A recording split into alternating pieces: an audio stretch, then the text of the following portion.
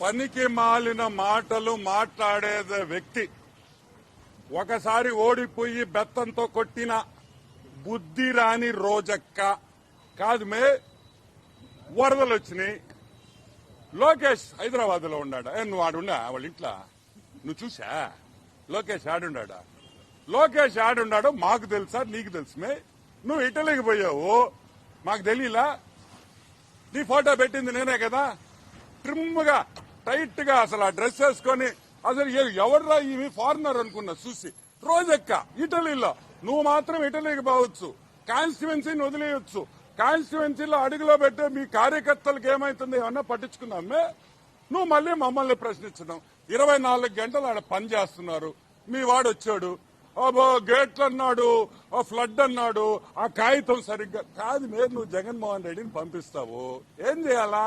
ఆ కాగితం ఇచ్చి చదివించాలి 15 సార్లు చదివించండి, అదన్నా కరెక్ట్ గా చెప్తాడు.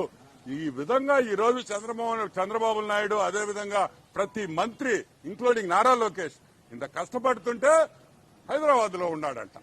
హైదరాబాద్ లో నేను అడుగుతాను, అసలు బుద్ధిని మాట్లాడుతున్నావా? బుద్ధి లేకుండా మాట్లాడతావా?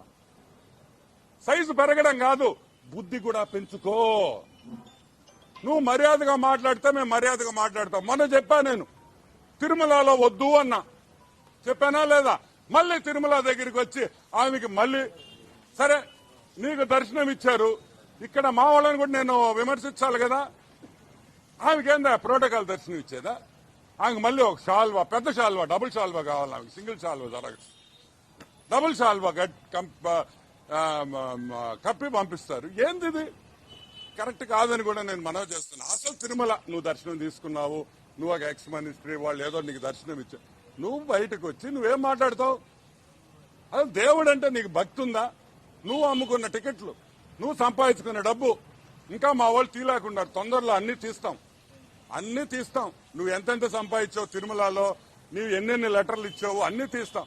నేను అనేది నువ్వు సహకరించబాకు, పని చేసేవాడిని విమర్శించబాకు. తప్పులే. నిన్నెవరు రమ్మన్లా, నువ్వు విజయవాడకి నిన్నెవడు ఆడ పిలవరు. నువ్వు ఆ మునిగా అట్లీస్ట్ నువ్వన్నా ఉంటే ఆ నీళ్లు మళ్ళీ పైకి వెళ్ళిపోతాయి, 2వ ఫ్లోర్ కూడా మునిగిపోద్ది. సో వద్దు. నేను చెప్పేది ఏంటంటే నువ్వు విమర్శించు, తప్పు చేస్తే విమర్శించు, ఆ విమర్శను స్వీకరిస్తాం.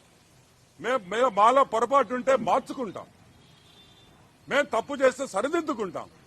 ఏదో విమర్శించాలి, ఏదో కెమెరాల్లో పడాలి అనేది కరెక్ట్ కాదు. నారా లోకేష్ ఎక్కడున్నాడో నువ్వు కావాలంటే పోయి మంగళగిరి కాన్స్టిట్యున్సీలో అడుగు, విజయవాడలో అడుగు. పొగులు రాత్రులు పనిచేస్తా ఉంటే కనిపించడం లేదని నువ్వు అంటావు. పద్ధతి మార్చుకో. ఒకసారి ప్రజలు బుద్ధి చెప్పారు, అప్పుడు ఓడిపోయావు, నడి మధ్యలో గెలిచావు, మళ్లీ ఓడిపోయి ఈసారి ఈపు బాదేరు. అయినా కూడా బుద్ధి రాదు మేనిక. ఏమైంది మేమిక?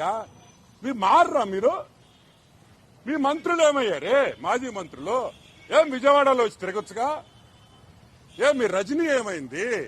పెద్ద మాటలు మాట్లాడే మీ మంత్రులు కదా. మీ బొత్స బాబాయ్ ఏమయ్యాడు? ఆడి స్కామే ఇప్పుడు మాట్లాడింది, బొత్స బాబాయ్ గడి స్కామ్. ఆయనే మంత్రి, ఇప్పుడు హైకోర్టుకు పోతున్నది కూడా ఆయన కూడా ఒక ముద్దాయి. దాంట్లో స్కామ్ లో చూపించే ఇంట్రెస్ట్ ప్రజల కష్టాల్లో ఉన్నప్పుడు కూడా చూపించండి. రండి, మీరు అపోజిషన్ లో ఉంటే దూరంగా ఉండకూడదు. కష్టపడండి, చేతులు కలిపి ప్రజలకు సాయం చేస్తాం.